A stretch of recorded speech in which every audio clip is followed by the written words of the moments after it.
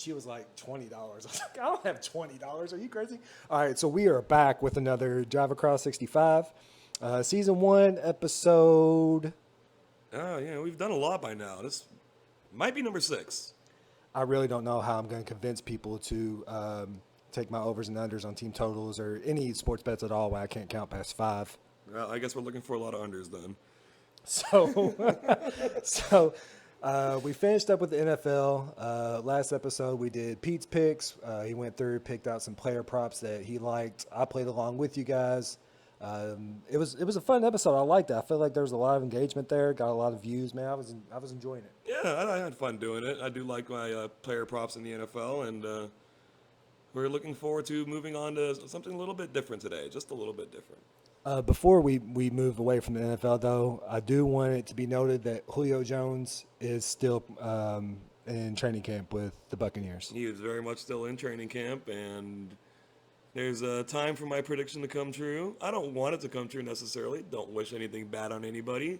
But at the same time, my ego tells me I do want it to be true. You absolutely want to clip yourself saying Julio Jones won't make the Buccaneers, and then that news goes viral, and we're a hit show. That's all it's going to take. It's just that one time. I'll be sad the moment it happens, and then after that, I'm running with it.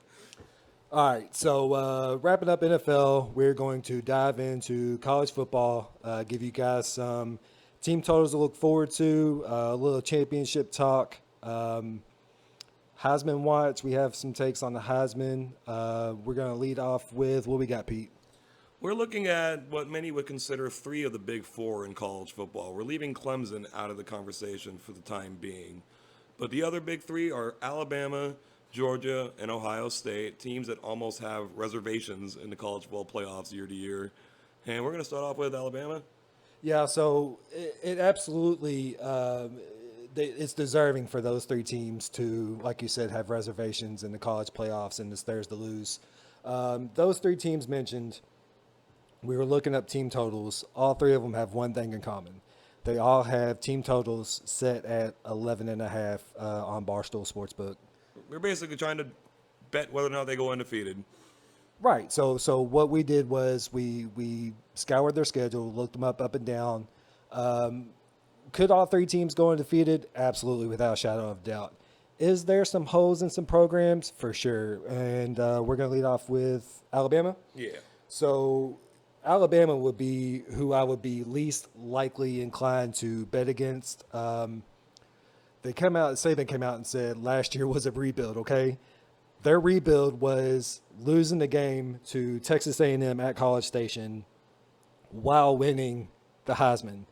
If you call that a rebuild, sir, that is asinine. That is insane. Out of the 3 teams, like I said, their team total 11.5. I'm buying it. I will definitely take over 11.5. Yeah, I mean, rebuilding is a relative term, and the other thing that led to that came out of that rebuild was, playing in the national championship game, winning the SEC championship game. So yeah, Bama rebuild is still light years out of everybody else. Right. So next on the list of the big 3, who we want to go, Georgia. So Georgia's team total obviously is 11.5 on Barstool Sportsbook. To take the under, you're gonna have to pay 2-1 on it. It's -215. Out of the 3-headed snake, Georgia would be the one I would be less inclined to take the over. They have 15 players drafted in the NFL, which is huge for that team. But along with building that dynasty, you got holes to fill. I'm not a Kirby denier, but at the same time, Georgia's relevant now. You got Alabama, Ohio State's been relevant for the last 20 years, right? If I'm looking at the 3, I'm definitely going under 11.5 Georgia. They have to play some teams in the SEC, higher octane offenses. You got Oregon, not in the SEC, but Kentucky and Tennessee. Mississippi State might have some offense. They just have a tougher look at having to stop teams from scoring points. If we're going to bet against one of the top 3, it's got to be taking the Georgia under, right? Yeah, between the 3 teams, Georgia, like you said, is newer to the party. The absolute big 3 in college football prior to this season was Alabama, Clemson, and Ohio State. Georgia was always there, don't get me wrong. They did play in the national championship game. where they basically debuted Tua Tagovailoa to a national audience. Sorry, Georgia fans. But last year they finally broke through. They won that national title. They beat Alabama to do it. Super impressive. 15 guys to the NFL. That's 2/3 of your lineup, your starting lineup right there, offense and defense. You got a lot of 5-star recruits on the bench. I understand that, but that is a lot to bounce back from. Yeah, I mean, you can look at it, rebuild, reload, whatever. Nevertheless, you just don't have that experience on the field. Give me under 11.5 for -215 on Georgia. Yeah, don't get us wrong. We're not saying Georgia's going to be bad. We're just thinking they're going to lose a game at some point this season. If any are going to lose a game, I think it's going to be Georgia. And last but not least, definitely not least, Ohio State. Pete, what you got? Ohio State is the team in the middle of this, kind of. Alabama, we're not saying Alabama's the better team by any means, but they're the toughest team to bet against because they're Alabama. Georgia's got the downslide, which means one loss that we're kind of looking at. Ohio State, this is a team that's probably on a mission. They had the squad last year offensively, but not as much defensively. And I think time has proven that Ryan Day is probably an upgrade over Urban Meyer. We've had this discussion about Urban Meyer when we talk about the Jacksonville Jaguars. Dude can recruit, we get that, but we weren't sure what he was like as a coach. And I think that question got answered. Ryan Day looks like he's got those guys together. C.J. Stroud probably wins the Heisman if he stays healthy this season. Whoa. Yeah, I mean, hot take, the favorite, They got a guy in Jackson Smith and Jigma, and I'm very sorry if I said that wrong, playing wide receiver for them. He might be better than the two guys that just went in the top 12 of the draft.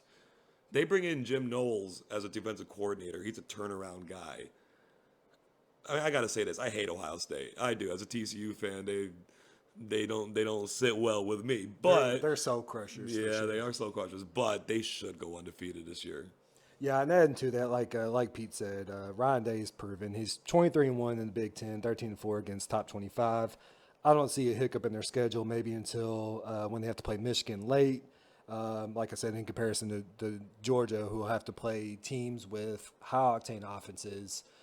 You just fall asleep one day, that's all it takes, and you're taking a loss. Yeah, and the Big Ten has an unbalanced schedule. They play 9 conference games. So from year to year, you're going to play 5 home games and 5 away games.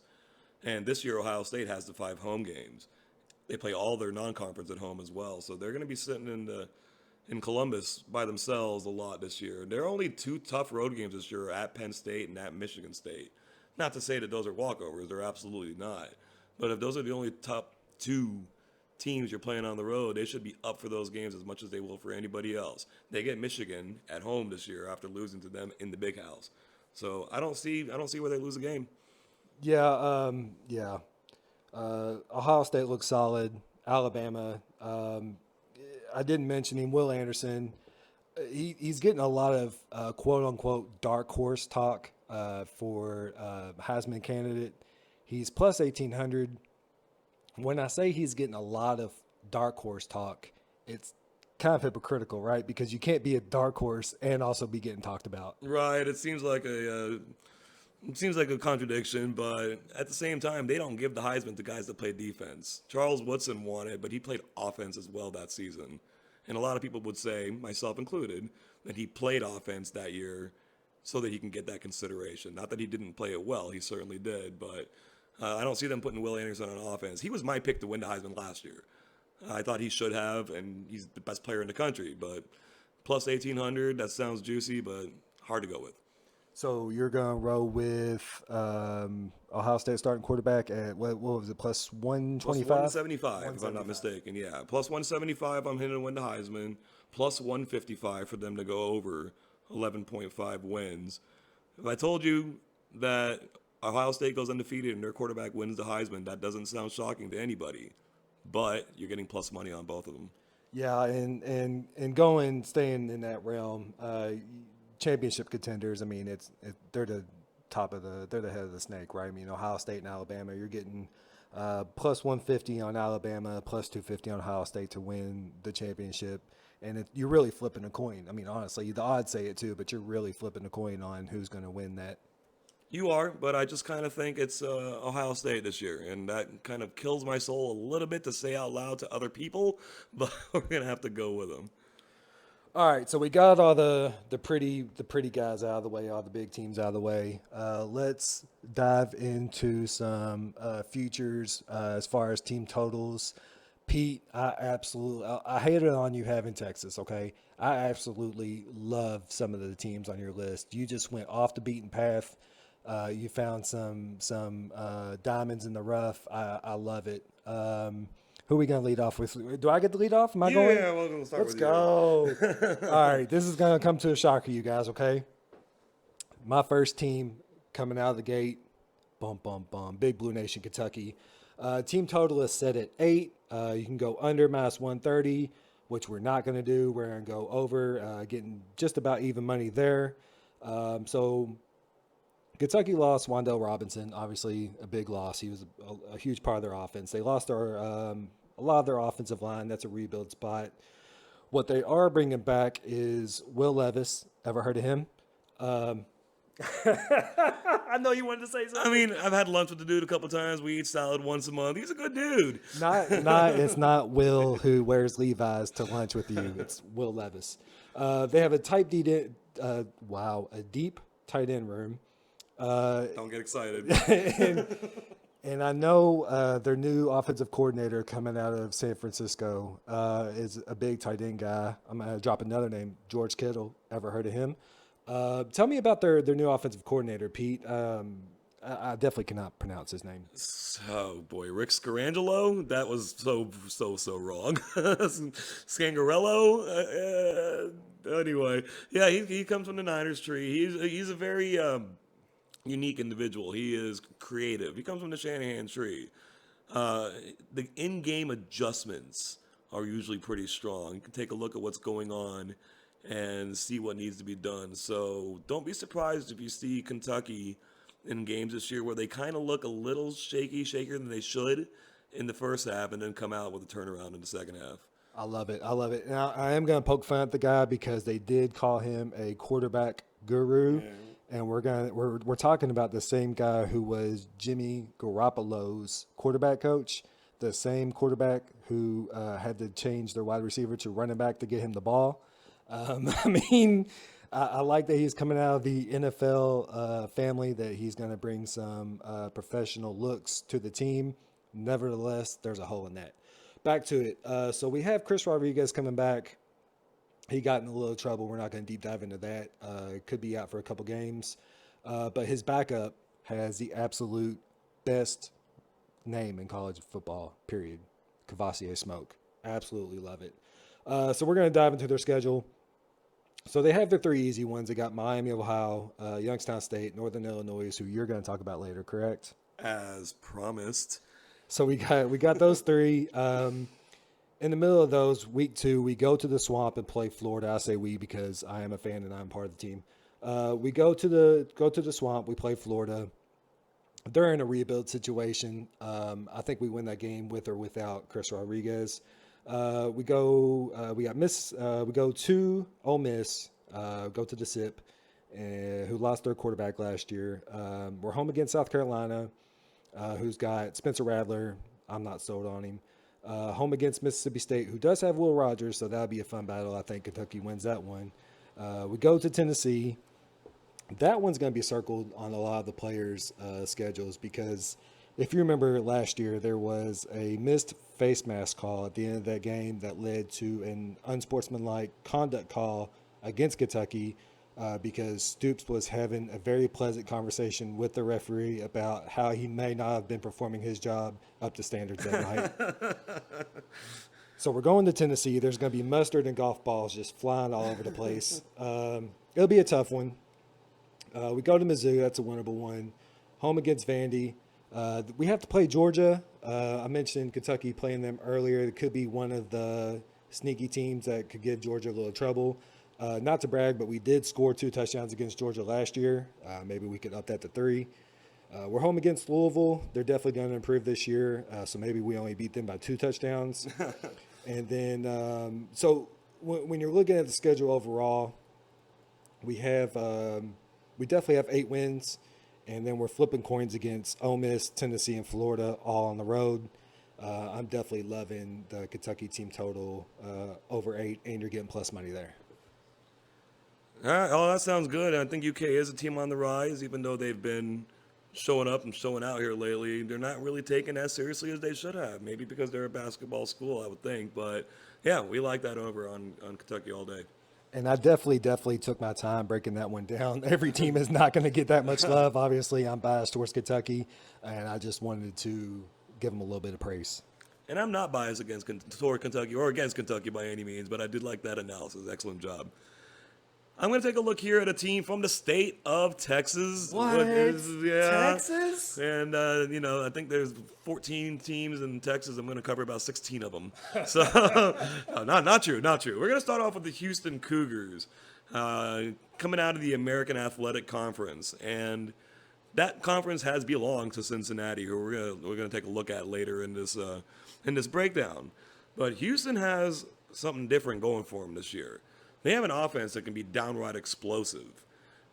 Take that with the fact that Cincinnati, who was a deserved participant in last year's college football playoff, they absolutely deserved it. They deserved it the year before, too. But they probably are taking a step back this season. Houston's going to be going into the Big 12 season. Most likely, this is their last year in the American, actually. And the politics of college football being what they are, it might take a year or two. But we expect them to be in the Big 12 soon. They want to build that momentum going in there. The college realignment is getting absolutely insane. I just read an article that Notre Dame has Amsterdam scheduled in 2033 coming up to try to strengthen up their independent conference schedule. Yeah, they're going to strengthen something up playing Amsterdam. But anyway, so most prognosticators will say the three best teams in the American are Houston, Cincinnati, and Central Florida. Well, guess which two teams are not on Houston's schedule this year? They don't have to play Cincy or Central Florida. You expect them in the AAC title game. Looking at potential pitfalls in their season, they do have 4 road games that you might want to circle. Texas Tech, which is a Big 12 team, they're going to be conference rivals soon. And within conferences, they're going to be at Memphis, at Navy, and at SMU. No big names, but, you got to play them on their field. Respect the troops, our Navy. Yes, absolutely. And Navy ain't gonna run the ball on anybody. So let's just go ahead and give them a loss at Texas Tech. That means they need to lose 2 out of those 3 games I just mentioned, Memphis, Navy, and SMU, for this over not to hit. They're sitting at 9.5. Not only that, you're getting plus 100 on the over. You're getting minus 125 on the under. So Houston, to me, is one of those potential undefeated teams coming out of a smaller conference that will probably get ranked about 11th or 10th in the AP poll, but not get any serious consideration for the college football playoff. But that's not what we want here. We want over 9.5 wins. Houston's looking good for me to get that. Yeah, and if they wanted to put any respect on our name, they would step up and play the Texans this year. That would be a fun game. I'd take the Texans, I would think, depending on the line. But yeah, Houston's gonna show out this year. Look out for them. Well, if the Cougars want to improve their playoff chances, they will definitely take that win against the Texans. Moving on, we're going to go from the UK to the KU. We're going to look at the Kansas Jayhawks football team, not the basketball team. Their football team doesn't get a ton of recognition, I don't suppose. So their team total is set at 2.5, under plus 118. To go over is minus 148. So they're in the Big 12, obviously. It's going to be tough enough for them anyway. The team total is set at 2.5. Really, it should be at 1.5. They open up against Tennessee Tech. That will be a walk. So give you a little insight to this team. Last year, their defense gave up almost 500 yards a game, 40 points a game. They did have that fun game against Texas where they went for 2. Then the kid got the NIL deal from Applebee's, was it? Something like that. It's just what's great about college sports and capitalism, that you can do something wonderful and get recognized for it and make a little money off of it. Good for that kid. Yeah, so that was cool, man. But at the end of the day, the Big 12's tough. So they got their non-conference isn't a cakewalk by any means. They played Duke, Houston, outside Texas Tech. Duke's team total is set at 3.5, so you have to assume that they have that one circled as a must-win. Now, whoever shoots 3 better in that game is who I'm picking to win. That's kind of a time with the field goals too, right? Is that what you? I mean, did you do that on purpose? I'm so smart. So yeah, Duke versus Kansas, the battle of the 3-pointers. All kinds of irony there. I see Duke winning that game. If not, you can give Kansas 2 wins. Their team total still at 2.5. We could talk about their new head coach that took over late last season. The transfer portal, their JUCO guys. Their staffing's just not going to compete in the Big 12. I did have a fun idea about this team though. I do want to take the under 2.5, but also bet them every game to cover. I'm sure they're going to be double-digit underdogs in every game. I feel like that's just a walking hedge every game. I think it'll be fun. Yeah, if you even pick your spots correctly, you could take some money line bets and try to recoup all of it at once. That's why you're here, Pete. Speaking of another reason that I'm here, I want to take a look here quickly at the USC Trojans. Now, in my NFL previews, I talked about teams winning the off-season championship, not necessarily translating on the field, but I think that might be a little different in college. USC brought in a big 3. They brought in Lincoln Riley as head coach, Caleb Williams from Oklahoma at quarterback, and Jordan Addison from Pittsburgh at wide receiver. That's going to make that offense stacked.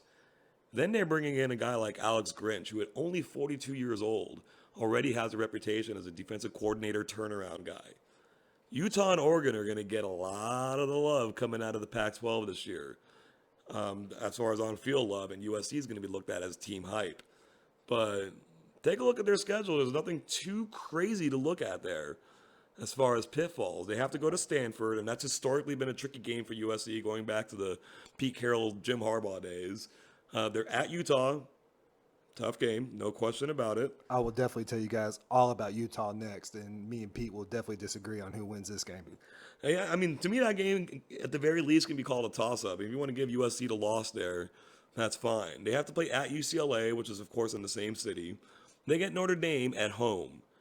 We're not looking for USC to go undefeated this year. We're looking them to go over 9.5 wins, just like we were with Houston. The juice isn't quite as positive here. You're getting minus 115 for them to go over to 9.5, minus 109 to go under. So a slight discrepancy there. 10-2. I say they can lose at Utah. They can maybe lose one of those other 3 games. 10-2 is very reasonable to me this season for USC. I take the over. I like it. I like it. I like it. I like it. And you know what I like even more? That we are not just being regional biased. We're not just hanging around Texas and the SEC. You went USC. I'm going to go Utah. So Utah, the Utes. What an awful name. Awful mascot. It's alliterative, if nothing else. Utah Utes. So I guess that's assonance. Sorry to all English majors out there. I'm sure we could find more of a clever mascot for them. We'll work on it. So their team total is set at 9. Overs minus 124. You're getting even money to take the under. So they're in the Pac-12 for now. This is what I really found interesting about this team and why I wanted to talk about them. So they have the 13th best odds to win the national championship at plus 6,000, okay? But they're ranked in CBS's preseason poll number 4. Now let's think about that for a second. They're 13th best odds, ranked 4th preseason by CBS. Why? I'll tell you why. Because their schedule is absolutely soft. You don't have to answer the question, Pete. I got this. I'll just stay here, man. So they got Cam Rising coming back this year. Fun stat about him: he was 6th in QBR last year. They're up 14-0 quick against Ohio State. They had a chance to put the game out of reach. They ended up turning the ball over on downs. Cam Rising got hurt. Yada yada yada. They're still a good team. I mean, they're a good team, and they're gonna have a chip on their shoulder, I believe. Like I said, they're not getting great odds to win the championship at number 14, but they're ranked 4 preseason. They're gonna have to go through this schedule, and I think they have the talent to do it. So let's look at it. They're going to open up with Florida. I've already talked about them. They're in a rebuild situation. Then they go Southern Utah, San Diego State, Arizona State, Oregon State. They can go 5-0 out of the gate. You got to win 9, all right? They go UCLA, USC. Those two could be a little tricky. Washington State, Arizona, Stanford. There's 8. You have to win 1 against UCLA, USC. Their toughest game's going to come in Eugene against Oregon. They have new head coach, quarterback Bo Nix. That'll be an interesting game. Obviously, UCLA has Chip Kelly, DTR, Dorian Thompson Robinson. Shout out to me for getting that one right. Booyah. And USC, like Peter mentioned, has Lincoln Riley, Caleb Williams. When you look at that team total, they're beating 5 out of the gate, my perspective. They have their 3 easy ones. So you have to beat UCLA, USC, Florida, Oregon. That team total over 9 is just calling me. Over for -1.25, taking that one all day. And when we talked about being regional, I'm going to go ahead and step back into the state of Texas just very Oh, briefly. wow. So understand, Josh is your SEC guy around here. There's no question about that. I'm more of a Big 12 guy, so he's got me beat in football. I probably haven't beat at basketball, but that's not in real life, by the way. So I'm going to step back foot. I want to go ahead and take a look at Baylor coming out of Waco, Texas. And Baylor is an interesting team. Dave Aranda is their head coach, and he's going to be the next name. He's going to be the guy the teams are looking for, maybe in the NFL, maybe in so-called bigger programs. He's got coordinator experience in both the Big 12 and in the SEC. The thing with Baylor is this season, they've lost a few position players to both the NFL and to graduation. They probably have the best defense in the Big 12, but that's not saying too much. Yeah. It's like you're the tallest kid in 4th grade, but you're not necessarily tall. Yeah. They've been takeaway monsters for 2 straight seasons. And takeaways are something that aren't necessarily sustainable year to year. So if you expect a little bit of regression to the mean there, then that's not something that's going to be in their favor this year. Now, the Big 12's a loaded bag this year. We just got news out of Oklahoma, right, about their head coach stepping aside. They're assistant wide receiver Is coach. assistant Sorry. wide receiver coach? That was in my notes. I put it out there. My bad, guys. The wide receiver coach. It's Mike Gundy's brother, whichever it is. I mean, it's a distraction if nothing else. Texas, they're a year away from Arch Manning. The Big 12 is an interesting case this year, but Baylor's schedule is very difficult on the surface. They're at BYU, and we're going to touch on BYU later. They're at West Virginia. They're at Texas Tech. They're at Oklahoma. They're at Texas. So if they go undefeated at home this year, which I wouldn't necessarily count on, they still got to manage their way through a lot of these games to get to 8 wins.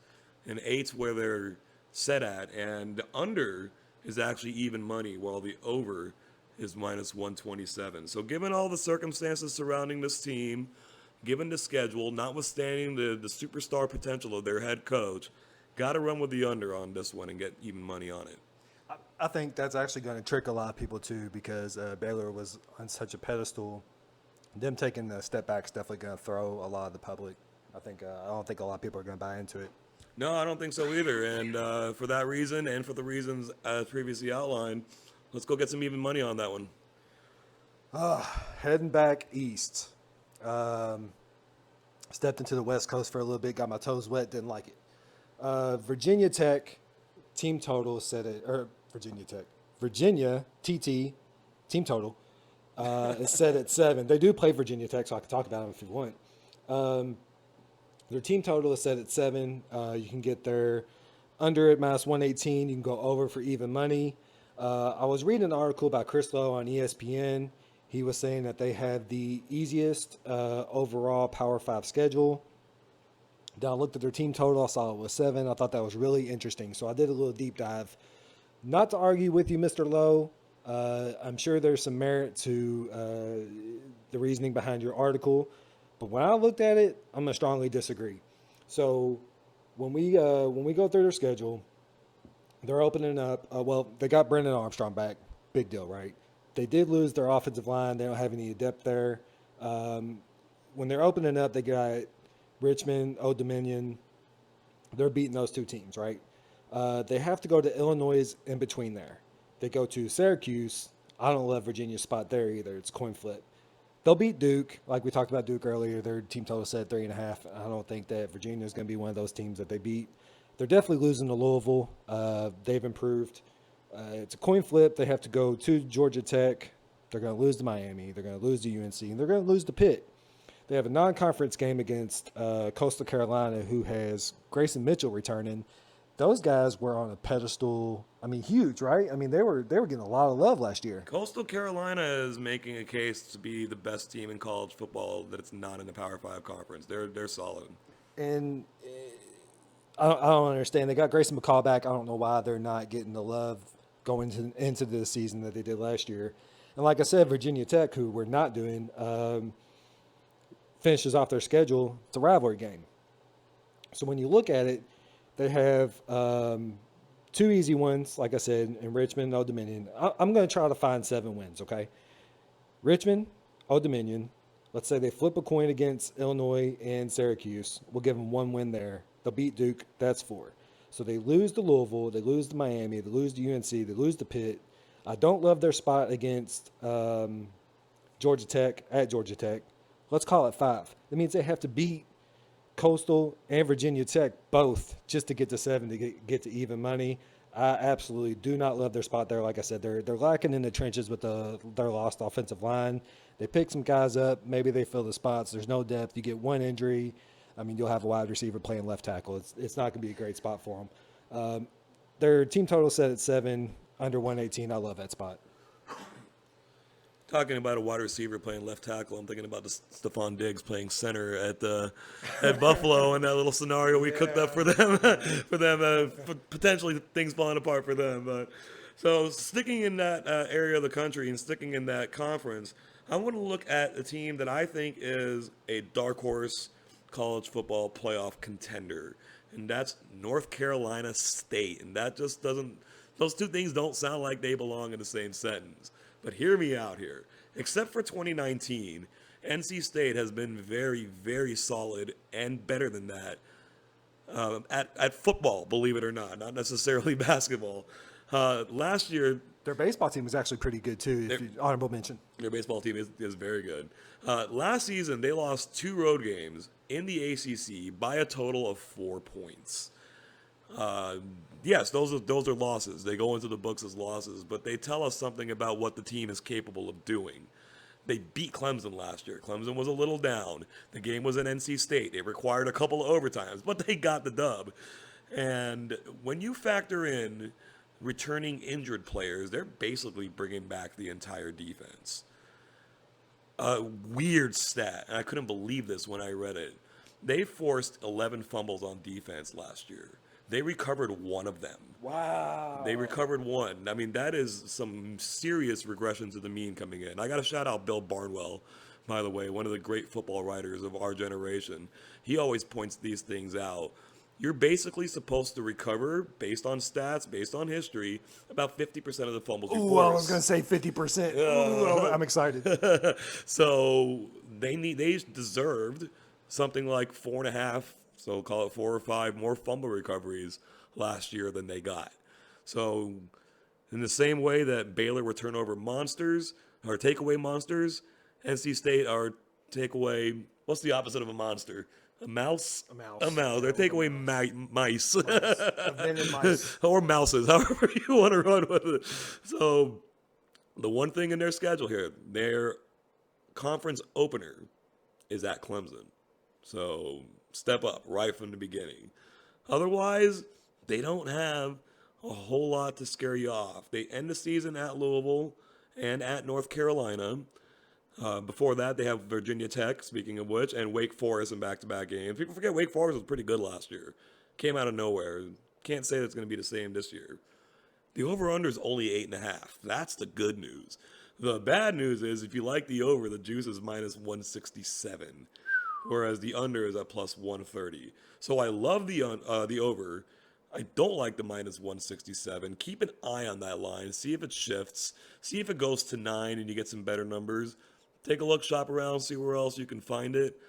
If you can move the line, feel free to do that as well. I can see NC State easily going to 10-2 this year. So even at 9.5, I can ride on this over and try to get some better juice back. But NC State, if they can beat Clemson, open the conference 1-0 like that, watch out. They're a contender to win that conference.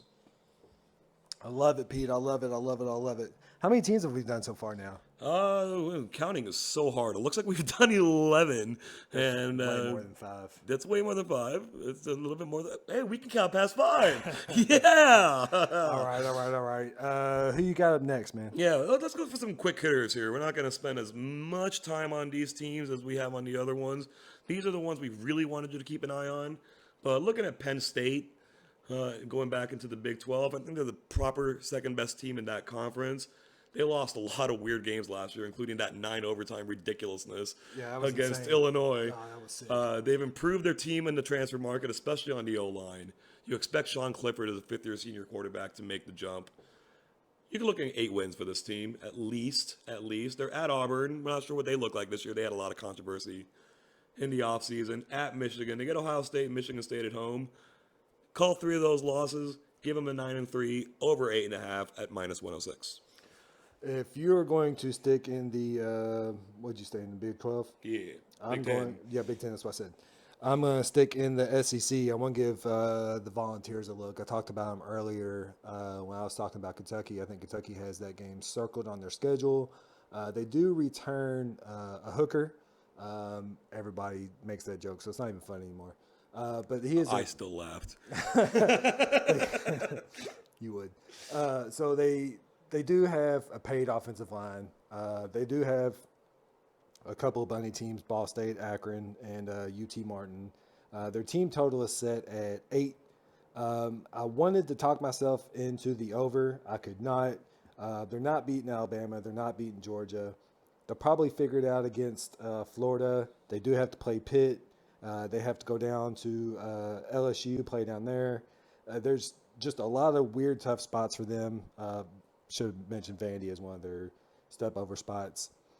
Every time I try to take a side on this team, I talk myself into the over, then I talk myself into the under. I think 8 is the exact line. I think it's perfect.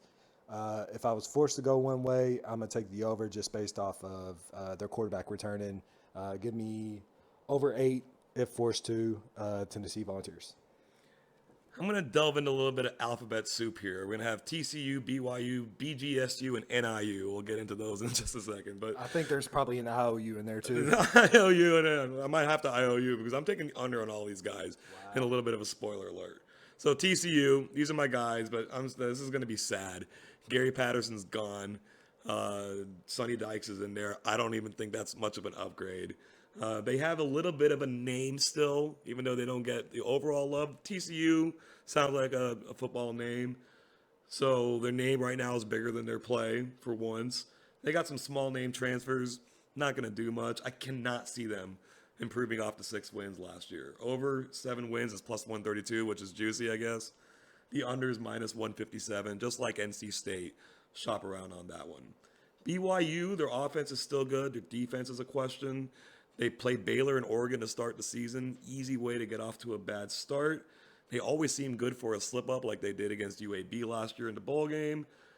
Under 8 wins, minus 106. Go with it.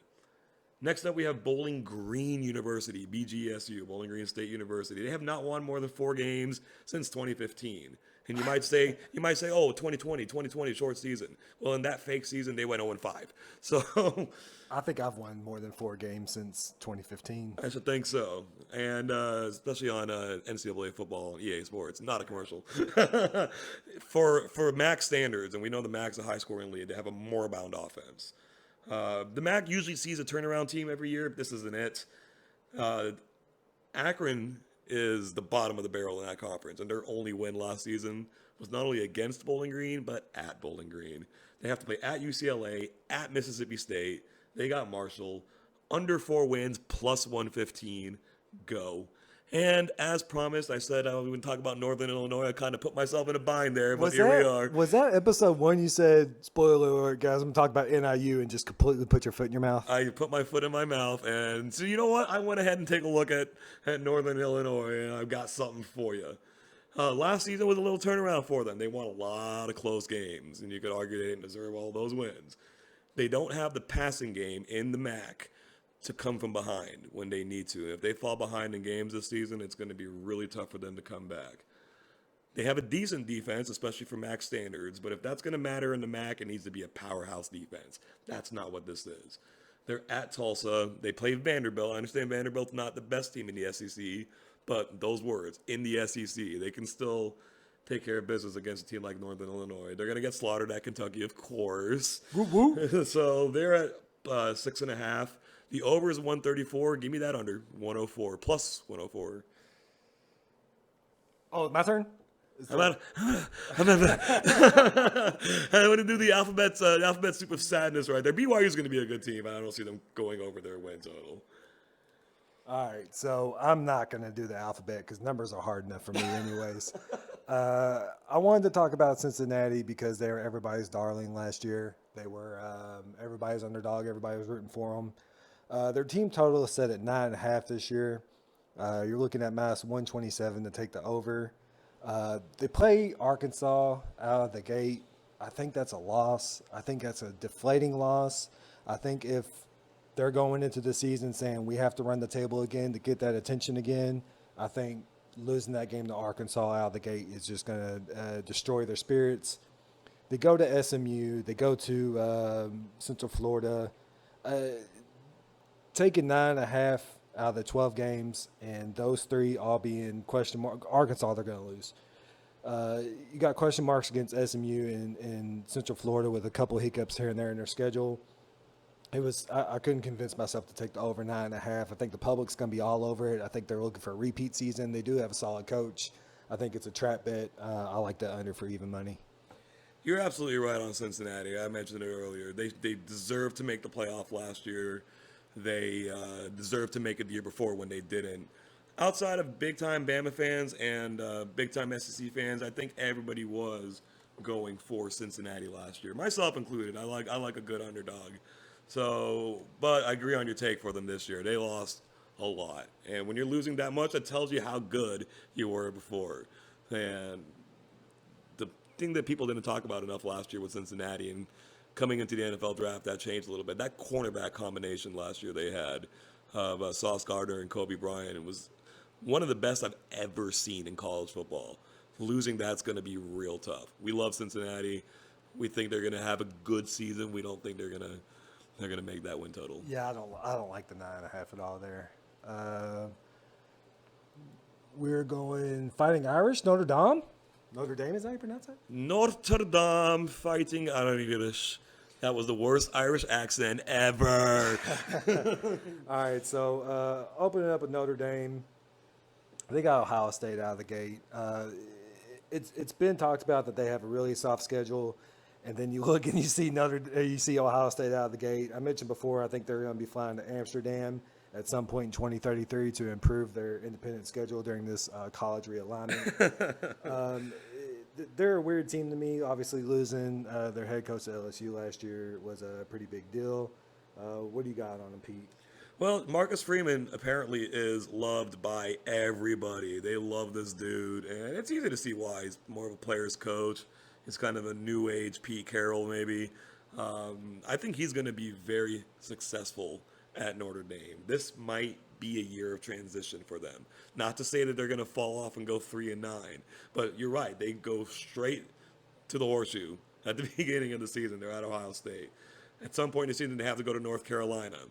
That's not a gimme win. They will have to go to USC late in the season. They have BYU and Clemson at home. These are tough games. I'm not sure who's saying their schedule's soft. It doesn't look rock hard either, but soft is a tricky one. Well, as far as their team total, it's set at 9. You're taking a loss out of the gate. Like you mentioned, they have to play USC. They have to play BYU. As far as just those 3 games, I can see all 3 of those games being losses. I'm not comfortable at all with taking the over 9 at minus 112. No, I'm certainly not comfortable taking the over. And I'm not exactly doing jumping jacks on this under either. It's one of those where you take the under. That is the play.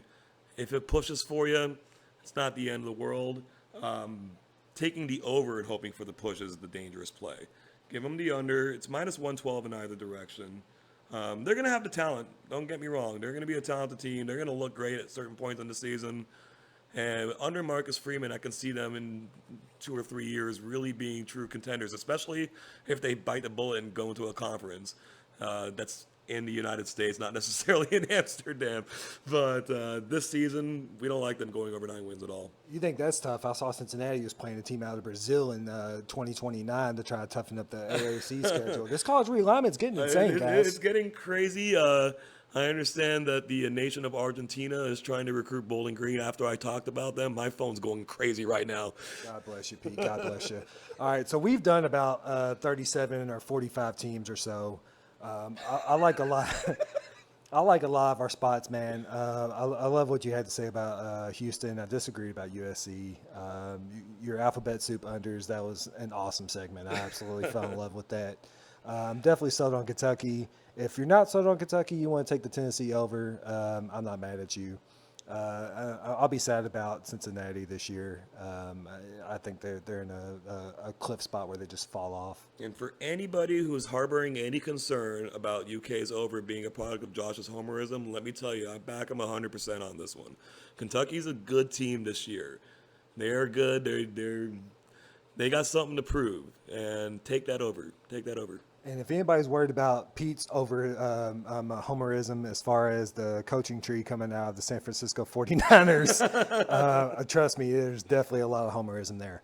All right, so to recap, we like, obviously, Alabama and Ohio State. I'm not betting either one of those teams to win the championship because I'm just not getting enough money on it.